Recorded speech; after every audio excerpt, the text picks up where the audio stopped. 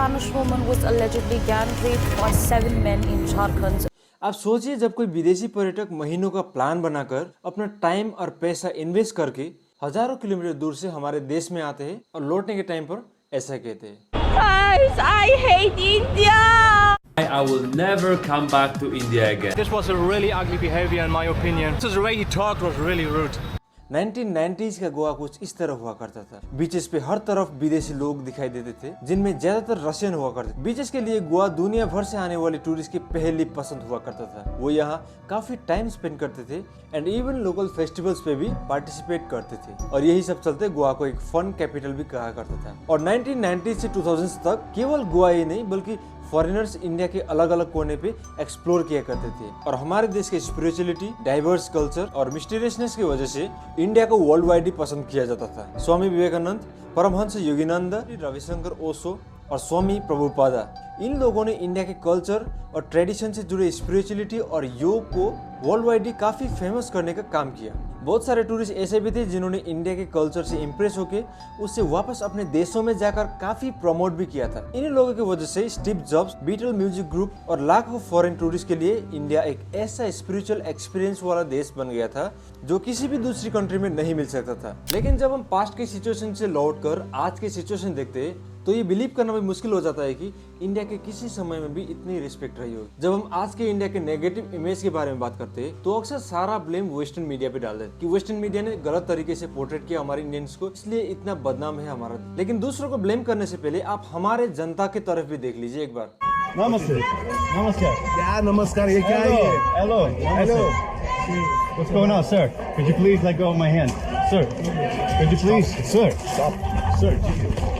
Sir. अतिथि देवो भव ये सिर्फ किताबों में ही सीमित रह गए, क्योंकि असलियत में तो वाकई कुछ और ही चल रहा है हमारे देश। हमारे इंडिया पे टूरिस्ट आते टाइम दिमाग में एक एक्सपेक्टेशन लेके आते हैं with the hope of good experience and also a good memories. और ये जो एक्सपेक्टेशन से ये जो ख्याल है ये तब तक ही सीमित रहता है जब तक ये हमारे पक्के इंडियन से मिलते नहीं। देखिए, मैं यहाँ टूरिस्ट को लूटने और ठगने की बात नहीं कर रहा हूँ, क्योंकि ये तो बहुत ही कॉमन है हमारे देश में, स्पेशली बिग सिटीज में। पिक पॉकेटिंग, ओवर चार्जिंग, ऐसे छोटे मोटे स्कैम्स ये तो बहुत ही आम बात हो चुकी है। लेकिन अभी मैं बात कर रहा हूँ उन लोगों का जो चलते फिरते टूरिस्ट का अच्छा खासा दिन स्पॉइल कर देते हैं, वो भी बिना कोई वजह। और ऐसा घटना हमारे भारत में दिन बर दिन बढ़ता चला जा रहा है। अभी टूरिस्ट आते हैं हमारे देश के महान कल्चर, महान फेस्टिवल्स, होली को सेलिब्रेट करने के लिए, उसको एक्सप्लोर करने के लिए, और उन लोगों का एक्सपीरियंस कुछ ऐसा देखने को मिलता है। Get off me, man! No! Bro, get off me, man! अभी आप सोचिए कि उनका इंप्रेशन क्या रहा होगा हमारे देश के प्रति। इसके बाद वो जाके अपने फ्रेंड्स के साथ, अपने फैमिली के साथ क्या इंप्रेशन शेयर करेंगे इंडिया के बारे में। आप सोचकर देखिए, ये तो फिर भी इन लोगों के लिए बहुत ही आम बात, और कई जगह तो होली के नाम पे सेक्सुअली असॉल्ट किया जाता है लड़कियों को। After that one guy grabbed my boob and twisted my nipple so hard. He was trying to hurt me. एक 22 इयर्स की जापानीज लड़की जो इन हैवानों के साथ होली मनाने के लिए चली गई।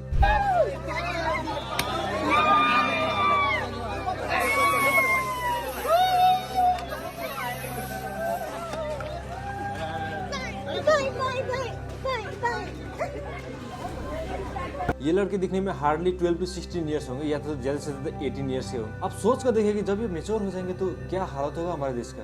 इतनी छोटी उम्र में ही किसी लड़की को असॉल्ट करना और उसके मजे लेना, ये बहुत ही शर्मनाक चीज है हम इंडियन के लिए। हमारे देश में एक लड़की टूरिस्ट को आना तो बहुत ही बड़ा पाप, क्योंकि मैं आपको बता दूं कि गोरी चमड़ी वाली लड़की हमारे देश ने कभी देखा ही नहीं है। और जब भी कोई लड़की को दिखता है, स्पेशली इन हाफ पैंट, तो वो लोग ऐसे घूरते हैं जैसे कोई एलियन ही देख लिया हो। Climbing the train in India, and this annoying guy is taking pictures of me and being annoying all the time in a very rude way. So I was thinking to do the same.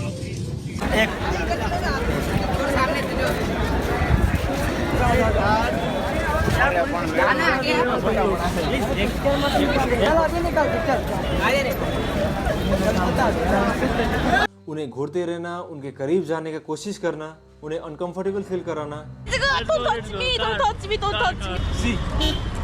Ah, nice car! No, no, don't touch me! और तो और उन्हें बिना कोई permission का touch करना, और इससे भी सेटिस्फाई नहीं हुआ तो रेप करना। मार्च 2024 जहां 7 लोगों ने मिलकर एक स्पेन से आए हुआ कपल्स को, लड़का को मार मार के बुरा हाल करके उन लोगों को लूट के गैंग रेप किया था। मार्च 2024 में ही ब्राजीलियन टूरिस्ट के साथ गैंग रेप, और इजरायली टूरिस्ट और होमस्टे होस्ट के साथ गैंग रेप, मार्च 2025 में ब्रिटिश टूरिस्ट के साथ हुआ रेप और ऐसे ही बहुत सारे इंसिडेंट्स है, जिसके कारण हमारे देश का छवि इतना बिगड़ गया है कि आज के दिन भारत दुनिया के सबसे अनसेफेस्ट कंट्री में से एक माना गया। अमेरिका ने तो ये घोषणा भी कर दिया है कि कोई भी अमेरिकन लड़की अकेले इंडिया घूमने के लिए अलाउड नहीं है, और अगर वो ऐसा करती है तो अमेरिकन गवर्नमेंट इसके लिए कोई रेस्पॉन्सिबिलिटी नहीं ले रही। सो ये तो हुआ हमारे देश के अंदर की, लेकिन हमारे सिटीजन हमारे देश के अंदर ही नहीं बल्कि हमारे देश के बाहर भी बहुत ही झंडे गाड़ चुके। मिलिए इंडियन कंटेंट क्रिएटर मलिक स्वासबकलर से।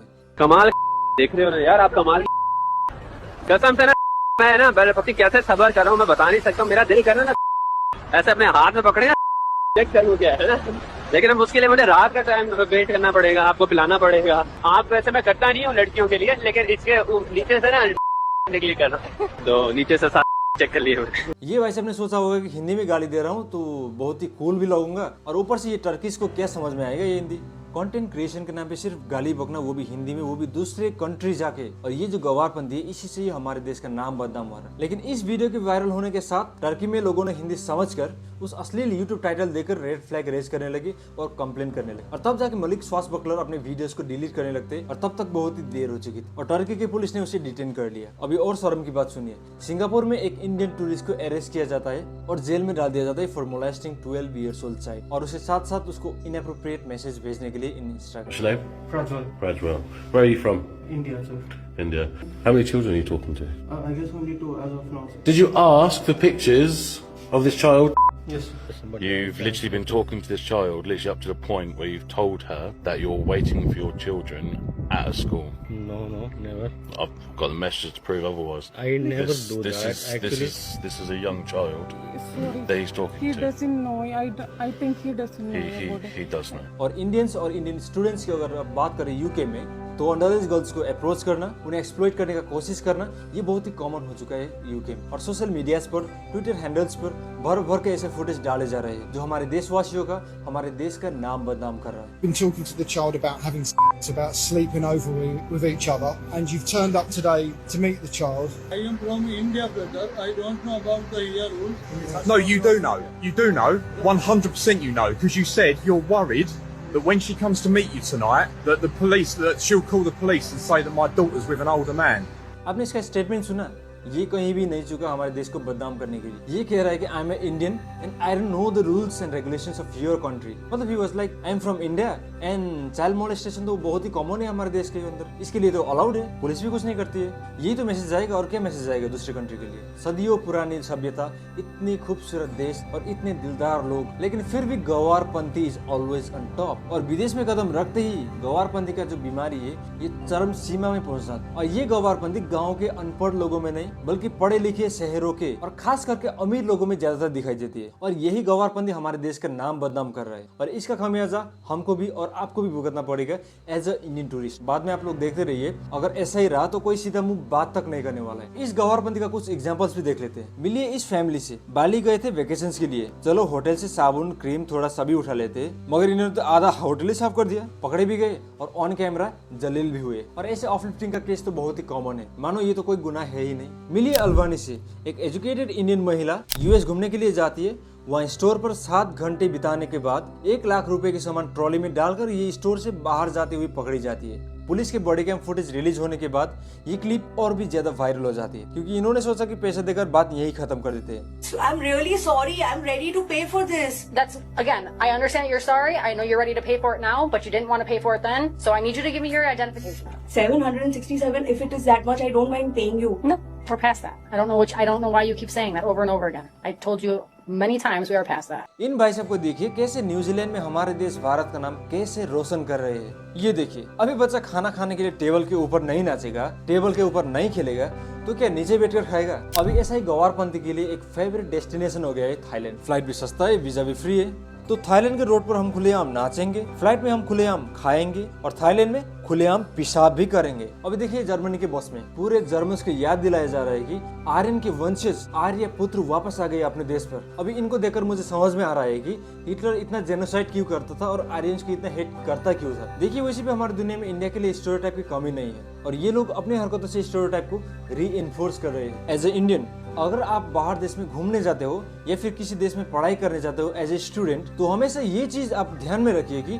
आप पूरे कंट्री को रिप्रेजेंट कर रहे हैं और किस तरह के आप हाइजीन रखोगे, कैसे बिहेव करोगे, कैसे बात करोगे, वो हर एक चीज हमारे देश का एक छाप बनाने का काम करेगा। ओवरऑल अगर बोलूँ तो India has a great potential in our country, India is a great country, लेकिन हमारे रिप्रेजेंटेशन बहुत ही गलत और ये टाइम के साथ और भी खराब हो रही है। और अगर इसको इम्प्रूव करना है तो गवर्नमेंट और पब्लिक दोनों को कोऑर्डिनेटेड वे में काम करना होगा और आने वाले टूरिस्ट को पूरा सत्कार करके उनका स्वागत करके उनका सेफ्टी का भी ध्यान रखना होगा। पुलिस भी इस चीज के ऊपर काम करे और इंश्योर करे उनके सेफ्टी के लेकर, और पब्लिक और पुलिस मिलकर ये भी इंश्योर करे कि उनके ऊपर किसी प्रकार का स्कैम या फिर कोई हादसा ना हो, ताकि ये लोग हमारे देश से केवल खूबसूरत यादें लेकर जाए और उससे इन्फ्लुएंस होकर दूसरा टूरिस्ट भी हमारे देश के ऊपर घूमने के लिए जरूर आए। तो दोस्तों आज का वीडियो में इतना ही, मिलते हैं अगले वीडियो में। अगर वीडियो पसंद आया तो डोंट फॉरगेट टू लाइक और अपने दोस्तों के साथ, अपने रिश्तेदारों के साथ शेयर करना भी मत भूलिएगा। और अगर आप इस चैनल से जुड़े रहना चाहते हो तो don't forget to subscribe my channel.